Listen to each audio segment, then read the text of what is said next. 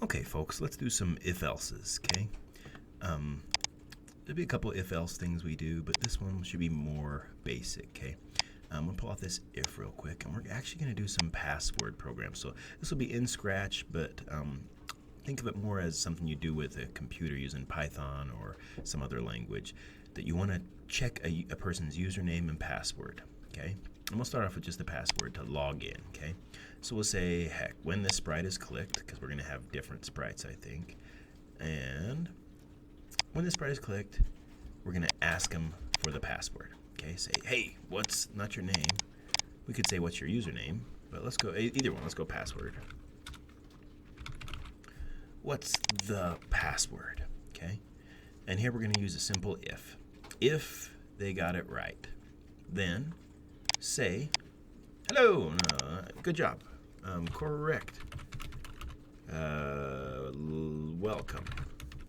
Okay, so this could be a password for a computer, or a password for a club, or a password for a secret spot in a game or whatever, anything like that. What's the password? And wait. Okay, and if they type, let's run this. Oh, and it's when the sprite's clicked. I always do this, okay. What's the password? Bob. And he didn't say correct welcome, okay? This condition is empty right now. It can't, nothing can fit in there. And I think I'm going to have this video be number 4. So we should have already talked about the diamond blocks. There's only a few of them. There's touching, color is touching, greater than, less than, ands and ors and nots. Those are the few diamond blocks that are there. Sorry, and if any key is pressed or mouse is down, okay? So let's go try this. If I drag this out, if mouse is down, well, as I click this, my mouse was down and I was holding it. So yeah, he did say that. If I click it once and go off of it, it flashes and it doesn't do it because mouse down is false if I move off of it, or if I don't hold it down, okay? If I click and hold on mouse down, it should say true. There we go.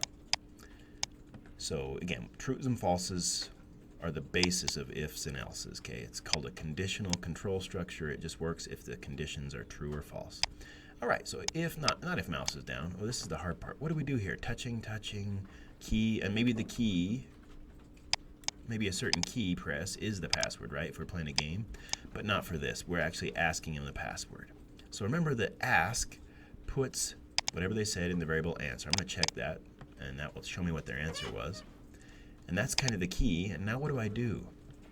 I have to see if their password is, so if their guess, if their answer is, and let's have my password be fiddlesticks. If their password is fiddlesticks, there is no is here, not under sensing, not under operators, but maybe you remember from math class what is translates to. 3 plus 2 is 5. Yeah, is an equal sign, okay? This is actually a comparison operator. Just like these are operators, plus, minus, times, and divide. They require operands on both sides. Same thing with this. 3 equals 2. Is that a true or a false? Well, that's a false. Obviously. What's the only way this can be true is if it has the same things on both sides. That's how equalities or equations work in math class. 2 equals true, that is true. Okay? So I go up here, if 2 equals true, then say correct welcome. If 3 equals 2, then why didn't it say correct welcome? Because that was a false thing. Just like if the cat was touching the apple was false or anything else was false. Okay, this is false. So it doesn't say correct. How do I get this to work correctly? Well, I want you to pause for a sec. See if you can, I'm going to hook this up. We're really close. What is the password? It gets stored in an answer. They said Bob. Well, pause it. See if you can figure it out. Welcome back. I know you didn't pause it, but if you want to be a good programmer, if you want to do this for a living and start off at $80,000 a year, and this is in 2016, by the way, you put an equal on one side. Equals fiddlesticks, or whatever. Let's do something short. Oh, fiddle. Let's do something shorter. Fiddles. A password was fiddles. Not if 3 equals fiddles. That's false every time, right? So that's not going to work. 3 equals fiddles is going to, no matter what I type, even if I type fiddles, I didn't compare their answer to fiddles. So where do I do that? I take the variable answer. If I click this, it spits out gefiddlefif. That's what I typed last time. Plug it in on one side, and now let's go see. Does gefiddlefif equal fiddles? Does gefiddlefif equal gefiddlef? Oh, I spelled it wrong. Fiddlef? Well, that one's true. And that's the only thing in the world that's true right now is the answer that they typed in for ask equals gefiddlefif. So let's go put this as tree. I usually use that as my demo password. Let's run this bad boy. Sorry, click the cat, I mean. Fiddled, nothing. Run it again, sorry, click the cat, and it's tree. Because tree, answer, equals tree the word, then we say correct, welcome. What would I say if they didn't? See if you can pause and go on from here. What would I do if they had the wrong answer? There's two ways to do this. Sorry, I'm unpausing. Now see if you can do it with a not. Ooh, okay, I'm going to throw this away actually. Duplicate this block. See if you can figure out where a not would go. Okay, what does a not do? Well, let's go see. You know that 1 equals 1. That's true. That's one of the most obvious things. What is not 1 equals 1? A not takes any true and makes it false, or any false and makes it true. It's more obvious when you have an apple here and go to the cat. Is the cat touching color red? Well, of course he is. Yeah, he is right there. Is the cat not touching color red? That's false. This is where it gets weird. It's kind of hard to read that out loud. Is cat not touching red? Well, yes, he's not touching red. That's the problem with English is, no, he's not touching red, or yes, he's not touching red. It's ambiguous. The meaning's not clear. In programming, the meaning has to be clear. Touching color red is true, so not flips that around. Cat not touching color red is false. Let's move it off. Oops, okay, now this is more obvious. Is the cat touching red? False. Okay, now if I told you the cat's touching red, you would say, no, that's false. If I told you the cat is not touching color red, now you know that's true. This one's more obvious, right? The cat is not touching color red, that's true. But if I suddenly make them touch each other, if I said the cat is not touching color red, that's a false statement. Okay. Why do I care about trues and falses? Because that's what goes in here. See if you can figure out how to not say correct welcome, but incorrect. Sorry. And go away, please. What would you put there?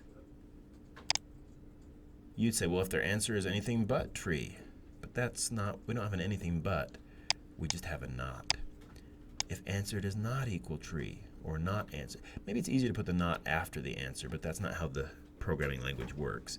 But not answer equals tree. Let's go see what that is. Answer equals tree is true. The last time I typed this in, it was tree. Not answer equals tree must be false then. So I plug this in. Notice that only one of these can be true. The answer is either equal to tree or not equal to tree. That's the beauty of Booleans, of comparisons. They're either true or false. There's no middle ground. Okay? And you're like, well, what if it was greater than or equal to? 5 is greater than or equal to 5. Well, that's still either true or false. There's no kind of or partials. Okay? It's kind of like you either like Elvis or you don't. There's no middle ground. So let's go run this again. Sorry, while it's hooked up. And let's, click on the cat. We can get rid of the apple. We don't need it for now. What's the password? Well, it's gefilte filth. De fast. And de fast does not equal tree. So that one's false. De fast equals not equals tree is true. And so it did this one. And you're like, that's kind of hard to get my head around. I don't quite understand the not. Let's throw it away. That's the beauty of an if-else. Okay? If-else. Well, if answer equals tree, then say correct, welcome. Or else, meaning this condition was not true, then say wrong. Sorry, exclamation point. There we go. Play. It's tree. No, sorry, click the cat. Always forget. Tree. Correct, welcome.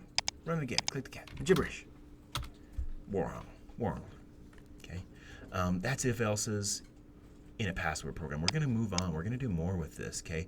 We're going to make a new sprite, and I'm going to use nested ifs and. This is going to be in the same project. So the cat can go on one side. I'm actually going to paint a new sprite because I want you to call this by what it is. I'm going to get the text tool. I'm going to choose red probably. And I'm going to type nested ifs. Okay, like that. I think I have to click off of it. Oops, to get it to show up. Close that down. Click. Gosh, click on the cat. There we go. Okay, nested ifs. Now my costume, I clicked new sprite down here at the paint tool, paint new sprite. I clicked the T, the text tool. I wrote nested ifs. And now it's just like I have a cat, but it's words instead. Okay, I'm going to go put some scripts on this. And I want to show you nesting an if. Do you remember what nesting means? It's the Russian nesting dolls. It's an if. And you're saying, well, that if can't go inside the little diamond block, but it can go inside the if. Okay? So we're going to actually check for two things now. Now, this will be more obvious if, let's go do this with an apple and a ball. Okay. Let's go down here. Okay, sorry, and I'm actually going to use this instead of the cat. Is this thing, if it's touching the apple? Is that obvious enough? Let's go touching color red. Whatever's easiest. Touching red. No, let's go touching apple. It's going to make more sense, I think, to read it. If this thing I made is touching apple, if this thing is touching ball, then say yep. Now, the question is, when I run this, and let's say when I click on nested ifs, or click on this sprite, run it. Okay? Nothing happened. Why? What's the way? How do I get into this if? Only if this condition is true, and it's false. Let's go make it true. Let's move it down here and have it touch the apple. Now that thing is true. And if this scares you, pretend it's a cat or a dog. But the only way in here into this if block is if it's true. Otherwise, scratching skips it and moves on with the program, moving down, right? Now, once I get in there, I can put another if in there, and the only way to get in here is if the first one's true, and the only way to get into the second one is if the second one's true. So the only way into this innermost if is if both of them are true. Okay, that's called a nested if. You might think that's kind of silly, but some languages only have ifs. They don't have ands, which is what we are going to work up to in a second. But so how do I do this? How do I make both of these true? Well, this thing, this sprite, has to be touching both of them. It's touching apple, and since I touch the apple, I get in here. It is touching the ball, so it is touching the ball, I get in here. And I click the sprite, and it says yep. Okay? I'm going to say good job. Okay? So that's your introduction to nested ifs. Notice if I go to this one and I click it. Why isn't it saying good job? This is true. It's touching ball. But it's not touching apple. That one's false. So it never made it in to this area here. Okay? Kind of complicated stuff, but this is kind of some of the core concepts of programming. And once you learn this, you're well on your way to becoming an excellent programmer. So let's go, instead of doing this with touching stuff, let's do it with the password program, okay? So we got the cat password program, and it was tree. Let's do a username and password, okay?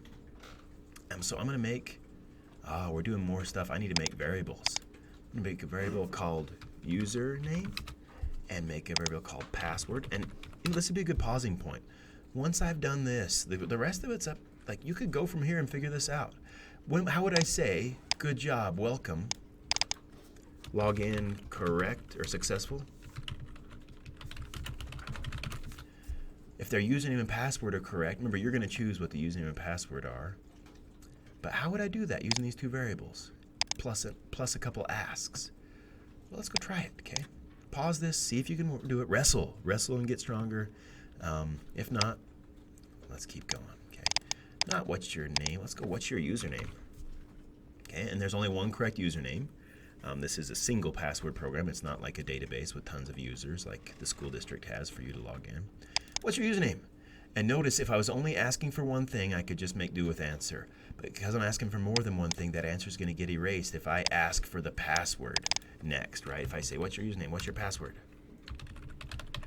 Then it's going to say Bob, and then tree, and then Bob's going to get erased. So I need to, right after I ask, put it in that variable. Set username to their first answer. And the reason this works is programs run from top to bottom. It does the ask, then it does the set, and then it does the ask again, and it's going to do the set again. Okay, what's your password? Well, it's set password not to 0, but to their new answer. Okay, and now we check. We say login successful if they got them both right. Okay, if you haven't paused yet, please pause here. This part, you should be able to figure this out. We're going to use some comparisons. We're going to use an equal. And one of those I'm going to say is tree. And one of those I'm going to say is Bob. And you choose, right? It's your program. You choose the username and password. But what goes where? Where do I plug in these variables? It should be obvious, based on the previous one. I'm going to delete the ball. Or sorry, the apple at least, and the ball. Let's delete them ball. The cat was my first login program. This one's my second one. And I'm going to do a third one in just a sec before we're done, okay? Because nested ifs are not the best thing. Anyway, where does this go? Where does password go? Well, if you put it here, you got a blank on one side. And you erase the tree, the real password, okay? It goes here. Username, equals Bob. And you're like, could I make new variables that are like the real username and the real password, and they could set those somewhere, you know, they could make the username and password. Yeah, and you could have password guess and username guess. We'll do that stuff when we get into Python later on. But right now, this is the easiest way to understand it, okay? So what's the only way in to log in successful if password is equal to tree and their username is equal to Bob? Let's try this bad boy. Click on it. Hey, my username is Faba. Oh, we need an else. You know, but that's going to be more confusing. Let's pause that. Let's leave that if you're interested in a challenge. Run this. My username was Bob. Tree was the password. And even though these were in backwards order, I could switch these around. And they still both have to be true. Now they're in the order that they were asked. But yeah, the only way in is if they're both true. Okay. Now this is all fine and dandy. This is pretty cool. If I put an if else on the inner block, I couldn't. What would I do with it? Like this is a good exercise in thinking. Let's try it for a second before we get confused. This if else in here, what would I say here? Okay, do I say hello? No. And I wouldn't say. I could say login unsuccessful. That I could just say wrong. Okay, but that's not helpful. What would I say here? Would I say their password was incorrect or their username was correct? Okay, technically speaking, I mean, you don't want to give away information. You say tell the hacker that you got the right password, but your username was wrong. But I want to give descriptive information here. I'm going to break this apart for a sec. What was the only way into this? The only way into this if is if they got the username right. So I would actually say username right, correct, but password wrong. Okay. I'm going to pull this out real quick. I'm going to do an if else out here. Pause it for a sec. See if you can do this if else on your own. This is getting harder. Welcome back from your long pause. I know that most of you don't pause, but I'm warning you. If you want to program for a living, pause when I say pause. Okay, this if can go. Let's run this bad boy. This is awesome. Okay, this is hard stuff, but if you can understand this now, you're going to be a great programmer. Okay, what would I say on this else? Well, if this was false, means the username was wrong, then it just took me straight to this else, right? So I would just say username incorrect. And I have no idea about the password, right? They never got to the password. Remember, my check never got to the password. That's about as good as I can do for right now. Let's click on it. And I am gibberish, and the username definitely was incorrect, and the password was incorrect. Let's click again and do the right username, which was Bob. And let's go gibberish here. Hey, username was correct, but your password was wrong. I made it into here, but this test was false, so it didn't do the if part, it did the else part. Okay, pretty hard stuff. That's kind of a bonus. I'm going to actually break that apart real quick, and that's not essential. Okay, the if, else, that's hard. But I want to show you one last easy thing. Instead of nested ifs, there is a better way. Okay, it's an if else, and we'll just say login unsuccessful. I don't know how many C's and S's and F's are in there, and we're going to say login successful if they get it right. The question is, how do I combine both of these without using nested ifs? Okay, we're going to throw this one away, pull these out. How do I don't want all this whole block, and that block was useful, I think, but what would I do here? I would, goodness, how do I combine comparisons? How do I combine booleans like touching tree and touching fish, or touching red and touching green? Well, I just said it. We use ands and ors. Okay. When is their login unsuccessful? Or sorry, when is it successful? If they're got the right username or the right password, either one. They both have to be true. When we get to Python, we'll talk more about this, but I'll tell you once right now. The only way an and is true is if both sides are true. If either side is false, the whole and is false. And if both sides are false, the whole and is false. Okay? Now, ors are opposite. Ors, it's easy to get it true. If either side or both sides is true, then the whole or is true. The only way an or spits out a false is if both sides are false, okay? Now, if that logic makes sense for you, run with it. If not, you might want to read it out loud. And let's go read this out loud. if password equals tree and username equals Bob, then login successful. Okay, let's go plug that in. And let's hit play. Oh, sorry, click on nested ifs. Oh, this isn't nested ifs. Dang it, I've ruined it. Let's duplicate let's make a new sprite. Crap, we were supposed to leave these separate. I'm actually there's no undo in Scratch, so this is no longer nested ifs. I'm gonna erase the cost. I'm gonna select it, hit delete. This is actually password and username is what this one is, okay? And now I click off of it, click on scripts or something. There we go. Password and username. Okay, so it asked me, what's your username? And let's go Bob. Tree. Welcome, login successful. Okay, password and username. That's the third one. Oh, and it got cut off. Oh well. I want you to paint the nested if ones if you haven't already. And, rewind the video if you need to, but I want you to try this on your own actually. So maybe it's good that I messed up. Nested ifs. We have 3 password programs. One that's just a password, very simple cat or whatever. One that uses nested ifs, an if inside an if. And one that asks for password and username using ands. Okay. All right. This is getting long in the teeth, but this is a good foundation for comparisons, compound booleans, and nested ifs, ands and ors. This is good stuff. Last thing, actually, real quickly on this and, how would I not just say login successful? How would I say username correct, but password wrong, and vice versa? I'm going to duplicate this. Username wrong, but password correct. And again, you never do this for the hacker, but this is for you. Okay. I'm going to put 2 ifs or an if else in here. Actually, if else would be fine, huh? Remember, the only way into this else. Oh, no, we can't do this with an if else. We could, but let's just do 3 ifs. Okay, the only way to this else is if they didn't do it right. Like I can this say, and I need to say one more thing. Actually, both wrong. Okay. And I want you to finish this part. How would I'm going to do equals, and this is going to be an and. Ooh, I like it. Okay. So I'm going to duplicate the password. If their password, if their username, equals tree? No. Could I type in every other wrong password in the universe here? No, I'm going to need a not. This is fancy. This is super fancy. If not, not password. I've clicked on the word not. If not password equals tree. And if not, then say username is wrong, but password correct. Oh, and that's not right because it doesn't check their username. Oh, gosh. And this is where things start to fall apart. You're going to need an and or an or. This is where things get way hard. If password is not equal tree, and you can't right click and switch this for an or.